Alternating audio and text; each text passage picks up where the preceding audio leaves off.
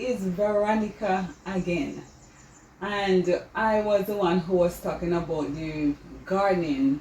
I told you that I have a lot of things about me, a lot. So remember when I told you that I would tell you about my how I became disabled? So I was, am I disabled? Disabled physically, but not mentally. And I was an entrepreneur. I am still an entrepreneur, though I'm a social worker. I do freelance social working. So I was a fashion designer. I specialized in making patterns. So those pattern design when I was from 14. My mother was very smart. So she had it hard on the poverty line, living below the grade. And she decided, you know what, she have 5 of us, I can't give any of you CXC. Now CXC is the Caribbean examination, and it's costly in Jamaica. So she said, I can't afford CXC, and I'm not going to give one of you and don't give the other. So nobody will get it. So what I'm going to do is I'm going to give you all a skill. And when you get bigger, when you grow up, and you still want to CXC, go back on the CXC and whatever sudden you want, but you cannot say that I did not give you anything. No, I was naturally into fashion. How my mother could get to find out that I do fashion? My father was a Rasta, and he did not believe in graven images. So she said, no doll. No doll for in this house. But we used to go down by our family in the country. That's my extended family. And we were living in the city. So every time when school give break, having the 2 months break, we would go down to the country. When I went down to the country, my auntie, who sews, but she wasn't sewing for the community, because sewing is in my generation. So you have people who sew hats, people who sew just gloves, people who sew pants, some people who sew for weddings. But in my family, we are all natural when it comes on to sewing. I didn't know that I was the next one in the generation. So then I went down to my auntie. She said, they call me Doreen. So I said, Doreen, I want to give you a doll. And then she showed me how she can draw this doll with the cloth. You know, like when you have the patch dolls. So she drew it out in the cloth. And my uncle, he was doing agriculture. Cause my family also do agriculture for their living. Which they didn't know that the word is agriculture. They just said they're going down to the bush, right? And they plant everything, cassava, banana, everything. The only thing my grandma did not plant is a chicken. So they had chicken running around the place. And my grandmother would give the chicken the coconut which she plants and everything like that. So we have free range chicken around the place. So what happened now? My uncle used to go down to look after the cows.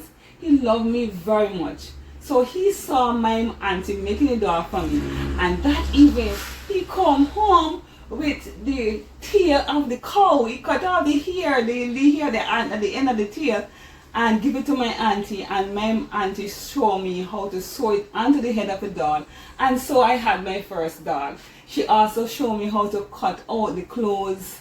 Oh, I love you, auntie. I love you. I know you're going to watch this, Auntie Etty, and it's up to you. You are the one who started me. Yes, it was in me, but you helped me to empower myself to become a fashion designer. So my first sewing was with a doll. So when the vacation was up, I went home with my doll at the bottom of my bag.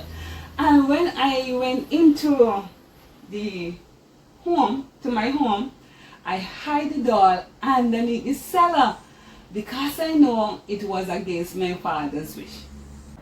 So I will take time out when my father isn't there to go in the cellar and start to design a lot of clothes for the doll. I play for a while and I come out as if I haven't been playing with the doll. But one day my father came home early and he called for me, and I automatically answered from beneath the cellar. And my father came on and said, "What is that you have with you there?" And I said, "A doll." He said, "Where did you get it?" I said, "My auntie Etty made it for me." And he said, "And those clothes that you have for the doll, she made them too?" I said, "Not all." He said, "Who made the rest?" I said, "Me." He said, "You made the rest? You made this?" I mean, they were real clothes with sleeves and collar. And my father said, "You're gonna be a fashion designer." I said, "I am?" He said, "Yes. You think I'm gonna make you stay under here and sew your dolls? I'm going to make you, send you to learn to do fashion." But of course he said it, but he never really followed up. But of course he explained to my mother what he saw. And at 14, my mother sent me to learn fashion designing while I go into secondary school, which we call high school in most places. It's called high school. So in Jamaica, it's a secondary school. So the secondary school I was going was on shift. So we'll go in the morning because there's a lot of children. So they go in the morning, and in the afternoon we'll go home. We go in the afternoon, and in the morning we'll stay home. So my mother said she don't have no idea. So what she did was to send me to fashion school when I'm not going to school. So I was shifting with the fashion school. And so there I become a fashion designer. And at 16-year-old, I was able to sew for my community, started to sew for my community. And that's where I become a fashion designer. Moving forward to Barbados now, I in no time began to sew for the community in a place called Bushal. And then when I get married, of course I was sewing for them before I even get married, because I came up to spend some time with my fiance, and I just get into knowing everybody in the community and introduce myself. And then I started to sew for one person. They were having school was gonna start the September, and she asked me if I could sew clothes for her daughter, the uniform, because she saw me around a machine. She didn't know what I was sewing, and I told her yes. And from that, everybody knew about me. And I started to sew for Bushal. I went home back after a year, came back, get married, and there I started sewing in Barbados. And to the point when I was pregnant, went in to have my baby, was trying to give birth to a bouncing baby boy, because I could see him when I look at the ultrasound. I was ready for him, but during the delivery, I was feeling tremendous pain, and I cried out. And my mother was with me in the delivery room, and she asked me, what am I feeling? And I said, my back feels as if it is opening. And my mother said, don't worry, it's the same pain I felt when I was having you, and it's going to be so quick. The baby's going to be here very soon. So while she was explaining to me, the midwife had left, and by the time she finished, the midwife came. She rolled me over onto my side. I didn't know what she was doing. I didn't understand, but I compelled to what she was doing, and she stick me in my spine. I then shouted out, "What are you doing? Because you feeling pain and this one stick me in my back." I said, "What are you doing?" And she said, it's an epidural. No, she didn't tell me about the epidural. She didn't explain to me what I should expect about the epidural. And then she rolled me back. I feel numb.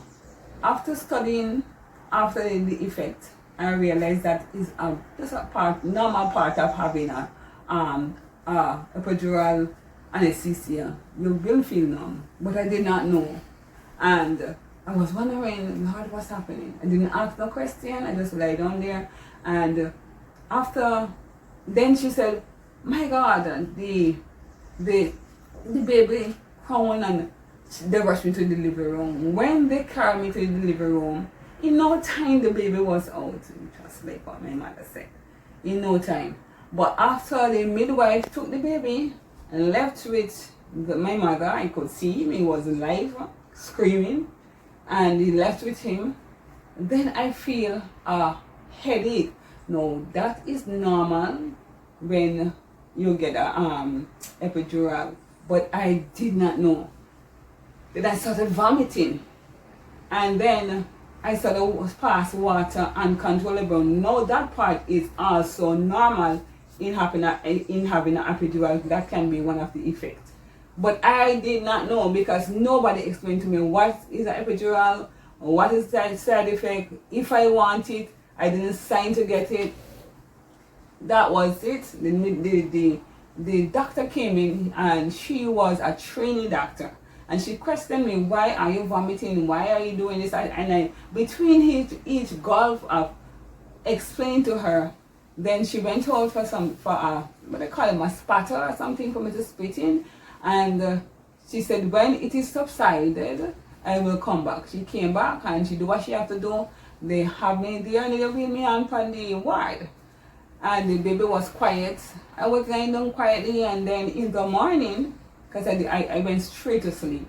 In the morning, they wake me up and tell me to go to the bathroom to have a bath and then come back.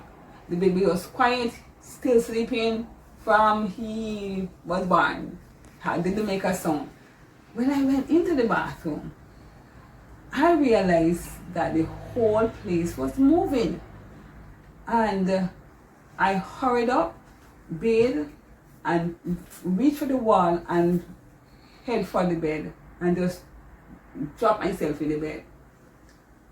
I didn't know I was asleep so long. I wake up in the evening, and when I got up, the doctor was running ward.